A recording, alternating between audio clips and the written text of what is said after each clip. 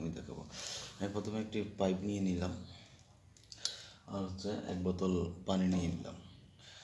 তো আমি যেটা করব, পাইপের এক প্রান্তকে এই পানির মধ্যে ঢুকিয়ে দিলাম,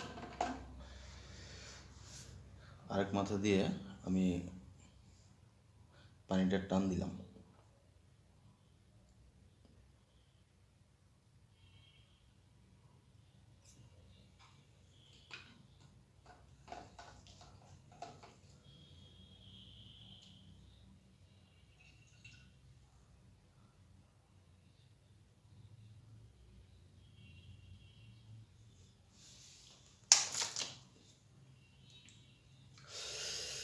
পাইপটাকে এখন আমি লোড করে নিলাম। এই দেখেন, সম্পূর্ণ পাইপটাকে পানি দিয়ে আমি লোড করে নিলাম। এখন আমি কীভাবে ওয়াটার লেভেল করবো আমি সেটা দেখাবো।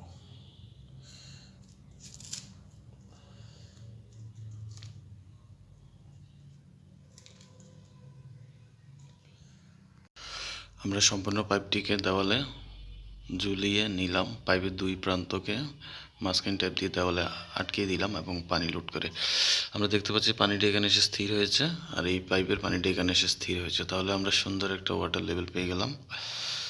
ওয়াটার লেভেল এইভাবেই ঠিক করা হয়। এখানে যেখানে স্থির হয়েছে আর এখানে যেখানে স্থির হয়েছে মাঝখানের জায়গাটা হচ্ছে একই লেভেল।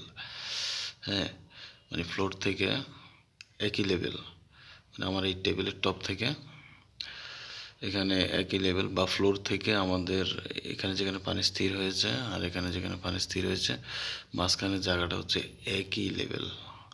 ওয়াটার লেভেল ঠিক এভাবেই করা হয়।